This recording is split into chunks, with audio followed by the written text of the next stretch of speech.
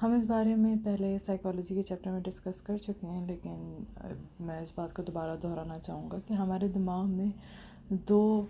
مختلف طاقتیں ہر وقت کار فرما ہوتی ہیں، اور وہ اس بات کا تعین کرتی ہیں کہ ہمارے جو جذبات ہیں ان کی کیا قسمت ہوگی، ان کو دبایا جائے گا یا ان کو سامنے آنے دیا جائے گا۔ ایک قوت ہے جو وہ کہتی ہے کہ ان جذبات کو کانشیسنس کی سطح پہ لایا جائے اور اس کے بارے میں سوچا جائے، ایون دو یہ سوچیں جو ہیں ناخوشگوار ہیں، لیکن اور ایسی باتیں ہیں ان میں جن کے بارے میں ہم سوچنا نہیں چاہتے، لیکن پھر بھی وہ قوت چاہتی ہے کہ آپ کے ان جذبات کو آپ کے کانشیس مائنڈ میں لایا جائے۔ اگر تو وہ سوچیں سب کانشیس میں ہی رہنے والی ہوتی اور ان کی قسمت یہی ہوتی کہ انہوں نے وہیں رہنا ہے، تو پھر تو اس قسم کی لڑائی آپ کے دماغ میں پیدا ہی نہیں ہوتی کہ اس سوچ کو دبانا ہے یا سامنے لانا ہے، اور پھر ٹی ایم ایس ایگزسٹ نہیں کرتا۔ لیکن ٹی ایم ایس کا ہونا اس بات کا ثبوت ہے کہ کوئی آپ کے ذہن میں ایک ایسی دوسری طاقت ہے جو ان سوچوں کو روشنی میں لانا چاہتی ہے۔ اس کو ہم سرکولر ریزننگ بھی کہہ سکتے ہیں، کیونکہ اگر کسی چیز کا ہمیں ثبوت چاہیے ہو اور وہ چیز ہمیں ویسے بظاہر نظر نہ آ رہی ہو، تو پھر ہم اس کو لاجک کے تھرو بھی پروف کرتے ہیں۔ جیسے ہم کہتے ہیں کہ اگر گھڑی ہے تو اس گھڑی کو کوئی بنانے والا بھی ہوگا۔ سے یہی دلیل ہستی باری تعالیٰ کے لیے بھی استعمال کی جاتی ہے کہ اگر یہ دنیا ہے اور اتنا پرفیکٹلی کام کر رہی ہے تو ضرور اس کو بنانے والا بھی ہوگا۔ تو عموماً چھپی ہوئی چیزوں کو سمجھنے کے لیے ہم انڈائریکٹ ریزننگ یا سرکولر ریزننگ کا استعمال کرتے ہیں۔ سائیکالوجی کی اسٹڈی میں ایسا بہت سا لٹریچر اویلیبل ہے جس سے ہمیں یہ پتہ چلتا ہے کہ لوگ بہت سارے طریقوں سے اپنے جذبات کو دبانے کی، چھپانے کی یا ان کو کوئی اور پیرائے میں پیش کرنے کی کوشش کرتے ہیں۔ اس کی ایک بہترین مثال جراثیم سے ڈر کی ہے، جس کو جرم فوبیا کہتے ہیں۔ اس مثال میں ایک ایسا انسان جس کو جرمز کے ساتھ obsession ہوتا ہے اور وہ اس کے ہر وقت وہ جراثیم کے بارے میں اور گندگی کے بارے میں سوچتا رہتا ہے، وہ دن میں کئی 100 دفعہ اپنے ہاتھ دھوتا ہے۔ اس کو بعض لوگ نیوروسس بھی کہتے ہیں، لیکن بیسکلی اس کا جو جراثیم کا خوف ہے وہ اس کو مجبور کرتا ہے کہ وہ جا کے بار بار اپنے ہاتھ دھوئے۔ یہ ایک illogical بیہیویئر ہے اور اس کے بارے میں کافی ریسرچ کی گئی ہے، اور اب یہ مانا جاتا ہے کہ اصل میں مریض اپنے اور انکانشیس فیلنگز، اور جو کہ بہت اسٹرانگ اس کے اندر فیلنگز پائی جاتی ہیں جن کو وہ ڈیل نہیں کر پا رہا ہوتا ہے، تو وہ اس کو دبانے کے لیے اس طرح سے جراثیم میں اپنے آپ کو الجھا لیتا ہے کہ مجھے جراثیم سے ڈر لگتا ہے، لیکن اصل اس کی پرابلم کچھ اور ہی ہوتی ہے۔ ٹی ایم ایس بھی یہی مقصد پورا کرتا ہے۔ جب آپ کی اٹینشن باڈی پہ فوکس ہو جاتی ہے اور ڈفرینٹ آپ کے جو فزیکل ڈس آرڈرز میں آپ کا دماغ الجھ جاتا ہے، تو پھر آپ اپنے باقی فیلنگز کی طرف آپ کا دھیان نہیں جاتا، تو آپ کو ٹینشن ہیڈ ایک ہوتا ہے، مائگرین ہوتا ہے، ہے فیور، ایگزیما، اور دل کا تیز تیز دھڑکنا، اور اس طرح کی اور بہت ساری بیماریاں جو کہ ٹی ایم ایس کا نتیجہ ہیں ہو جاتی ہیں۔ اب اس میں ٹریٹمنٹ کی اسٹریٹجیز کیا ہیں؟ اس کے ٹریٹمنٹ پروگرام کی بنیاد 2 اصولوں پر ہے۔ سب سے پہلا یہ کہ آپ کو اس کے بارے میں جتنا آپ معلوم کر سکتے ہیں، جتنی نالج آپ جان سکتے ہیں، آپ کو پتہ ہو کہ یہ ڈس آرڈر کیسے ہوتا ہے، اس کی نیچر کیا ہے، اور دوسرا یہ کہ آپ اس نالج کے اوپر عمل کریں اور اپنا دماغ کا جو رد عمل ہے اس کو آپ بدلنے کی کوشش کریں۔ اس کا مطلب یہ ہے کہ آپ کو ٹی ایم ایس کے بارے میں سب کچھ جاننا چاہیے، کہ اصل میں درد کیسے ہوتا ہے، آپ کے دماغ کا کون سا حصہ اس چیز کے لیے ذمہ دار ہے، پھر جو بھی ہم نے فزیولوجی میں اور پیچھے کے چیپٹرز میں کور کیا ہے اس سب کے بارے میں آپ کو علم ہونا چاہیے، پھر اس کی سائیکالوجی کیا ہے،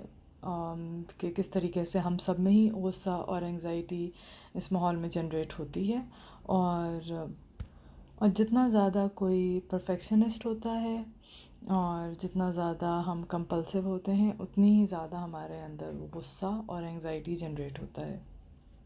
تو پھر اس کا حل یہ ہے کہ آپ بجائے اس کے کہ آپ فزیکل ٹرمز میں سوچیں کہ مجھے یہاں درد ہو رہی ہے یا مجھے وہاں درد نکل آئے گی، آپ سائیکولوجیکلی سوچیں، یا دوسرے الفاظ میں اپنے مریضوں کو یہ مشورہ دیتا ہوں کہ جب کبھی بھی انہیں درد کا احساس ہو تو وہ اپنے آپ کو کانشیسلی اور پوری اپنے دماغی قوت کے ساتھ اپنی اٹینشن اس طرف مبذول کریں کہ سائیکولوجیکلی مجھے کیا بادر کر رہا ہے۔ جیسے کوئی بہت پرانی فیملی کی پرابلم ہے جو چل رہی ہے، کوئی مالی مشکلات آئی ہوئی ہیں، کوئی آپ کی زندگی میں ایک مستقل کوئی چیز ہے جس سے آپ کو چڑچڑاپن ہوتا ہے، جو بھی مطلب آپ کو سائیکولوجیکل ٹرمز میں اپنی پرابلم کو حل کرنے کی کوشش کریں. اس سے آپ کے دماغ کو یہ میسیج ملتا ہے کہ آپ درد سے دھوکہ نہیں کھا رہے، اور درد آپ کے مسئلے کو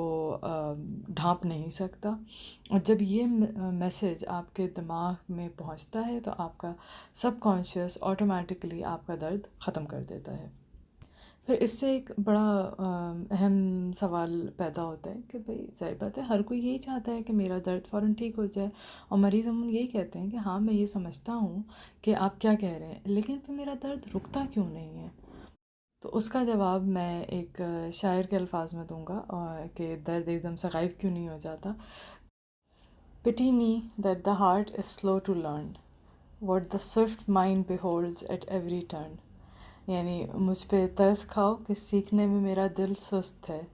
جو میرا دماغ ہر موڑ پہ میرے سامنے لے آتا ہے. اور اگر ہم اس شعر میں دل کی جگہ سب کانشیس مائنڈ کو ڈال دیں تو پھر پوائنٹ اور کلیئر ہو جائے گا کہ کانشیس مائنڈ تو بہت تیز ہے آپ کا، اور بہت تیزی سے چیزیں سمجھ بھی جاتا ہے، ان پہ ایکٹ بھی کرنے لگتا ہے. لیکن سب کانشیس مائنڈ تھوڑا سلو ہے، تھوڑا آرام سے چیزوں کو ایکسیپٹ کرتا ہے، اتنا کوئک لرنر نہیں ہے، اتنی تیزی کے ساتھ نئے آئیڈیاز کو اور چینج کو قبول نہیں کرتا، جو کہ ایک لحاظ سے تو بہت اچھی چیز ہے. کیونکہ اگر ایسا نہ ہوتا تو انسان ایک بہت انسٹیبل جانور ہوتا، اور اس کو اپنی زندگی گزارنے میں بہت ساری مشکلات پیش آتی. لیکن ایسے موقعوں پہ جب ہمیں پتہ چلتا ہے کہ ہماری بیماری کا تعلق سب کانشیس مائنڈ سے ہے اور ہم اس بارے میں کچھ کر سکتے ہیں، تو پھر ہم چاہتے ہیں کہ چیزیں ایک دم سے ٹھیک ہو جائیں، اور ہم بہت زیادہ بے صبرے بھی ہو جاتے ہیں اپنے سست قسم کے سب کانشیس سے. لیکن پھر سوال یہ ہے کہ ٹائم کتنا لگتا ہے اس درد کو جانے میں. مجھے اس بارے میں ہچکچاہٹ ہوتی ہے کہ میں آپ کو کوئی نمبر دوں اس کے بارے میں، کیونکہ میرا تجربہ یہ بتاتا ہے کہ زیادہ تر لوگوں کا درد یا ان کے سمٹمز جو ہیں وہ 2 سے 6 ہفتے میں ٹھیک ہو جاتے ہیں لیکچر لینے کے بعد. لیکن مریضوں کو میں پھر بھی اس بارے میں بتا دیتا ہوں کہ یہ ٹائم بڑھ جائے گا اگر اس میں وہ دن اور ہفتے گننے لگ جائیں گے، اور پھر ان کا دل چھوٹا ہو جاتا ہے. اور پھر اگر اس وقت تک درد نہ گیا ہو جب تک وہ سمجھتے ہیں کہ جانا چاہیے، تو پھر وہ بہت زیادہ پریشان ہوتے ہیں. انسان بہرحال کوئی مشین تو نہیں ہے، اور ایسے بہت سارے فیکٹرز ہیں جو آپ کی زندگی میں کردار پلے کر رہے ہوں گے، اور وہ اس چیز کا تعین کریں گے کہ آپ کو کتنا ٹائم لگتا ہے ٹھیک ہونے میں. سب سے پہلے یہ کہ آپ کے جو دبے ہوئے جذبات ہیں وہ کتنے اسٹرانگ ہیں، پھر آپ نے اپنے گزشتہ کئی سالوں میں کتنا خوف آپ کے اندر اس بیماری کو یا تکلیف کو لے کر ہے، اور پھر کتنی آسانی کے ساتھ آپ اس ڈائگنوسس کو جو ڈاکٹرز نے آپ کو کئی سالوں کے اوپر دیا ہے کہ جی آپ کے جسم میں یہ ٹوٹ پھوٹ ہے یا یہ اسٹرکچرل اب نارملٹی ہے، تو اس کو آپ کتنی جلدی نگیٹ کرنے کے لیے آپ کا دماغ تیار ہے. یہ سب چیزیں پھر ڈٹرمن کرتی ہیں کہ آپ کو ریکوری میں کتنا ٹائم لگے گا.